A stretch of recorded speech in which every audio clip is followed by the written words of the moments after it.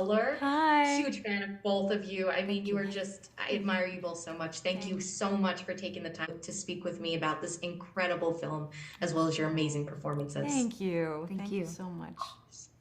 So, seeing the two of you on my screen together for this project was just so well done. I'm curious, what did you learn from each other while working together on these characters and the dynamic between them? Oh, I love Natalie's simplicity. I'm really, I so admire her work and really like got to know her as a person on this and just enjoyed every minute of it. But I loved how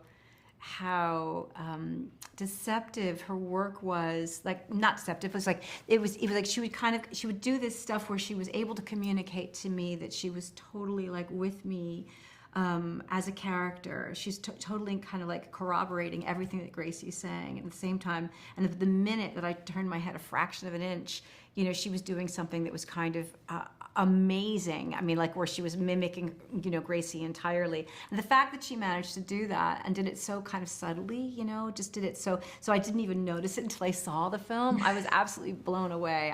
Yeah, I love her precision and her simplicity. And I mean, I love everything. I love how Julianne is as a person. I mean, I've always known that she was a brilliant actress, but as a person, it was just incredible to get to experience her generosity and humanity and fun, like just like ability to have a great time. And then in the scenes, it was so amazing to see the level of detail that she went into with every aspect of this character and the ability to just so like delicately have this commanding character. And then I was so surprised when I saw the scenes that we weren't in, this incredible vulnerability that she shows when she's behind closed doors away from Elizabeth. And that ability to have hold both of those is just extraordinary. And I want to ask if you drew any inspiration from either your personal life, your careers, or something you've seen, another film, television show, literally anything that maybe you were surprised by, like you had to dig deep for, or that it came naturally that you weren't expecting. I mean, I always do everything I can to get ready for a film, and we didn't have a lot of time. We only had 23 days to shoot this, so I wanted to be really ready. I wanted to kind of try to understand who this person was, like looking at the script and looking at the kind of the story that inspired it, and thinking about tabloid culture and thinking about, you know, communicating this woman's life to another woman. But I think oddly, for me, my experience as an actress and being with another actress, this idea that we're kind of in this meta situation where I was learning things in order to perform them, for Natalie to observe them in order to perform her facsimile of my character. And that was probably the thing that was most interesting to me, because you have to lose the self-consciousness of what you're doing as an actor, which is like, wait, what about this? What about this? What about this? And then kind of throw yourself into, I don't know, it was like everything's in parentheses the entire time. Yeah. That was fascinating, and that was the first time I'd had that experience. Well, obviously, I've been an actress for 30 years, so yeah. I had a lot of research for this role. But I didn't realize I was doing it at the time. I was just living my life. I think if in terms of unexpected influence, I worked with an acting coach who worked with me on dreams.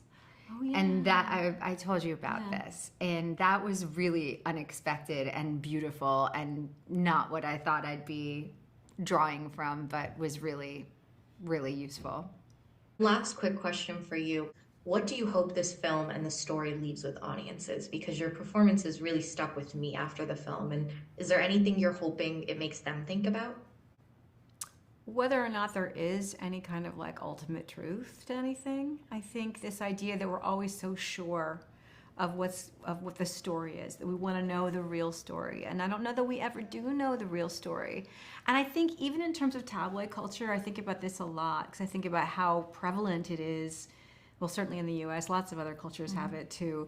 But we remove the humanity from the story often, and we forget. Like, I'm particularly upset sometimes when it's been someone who's lost their life, you know, and then you see a tabloid image of that person again and again and again, and then what that communicates, I think, to us in the audience, or the people consumers of tabloid culture, is that person still lives, but they don't.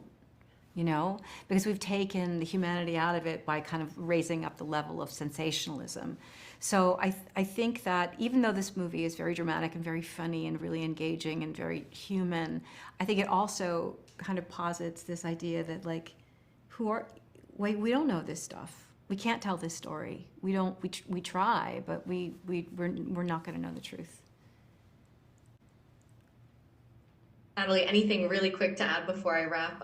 That was a beautiful answer. Yeah, I know. Yeah. That was completely beautiful, and I agree with everything Julie said. Thank you both so much again for your time. Thank you. Congratulations on this film. Really incredible. Comments in the lectures, fanboys, professional artists, and professors. Maybe a nerd who's just like you, talking about the things that you like too. So I invite you to the NOC. In full color, you see me. The hard knock life, comics, movies, and TV. Yeah, pop culture with a different perspective. Watch it on your screen, hit play, so check this.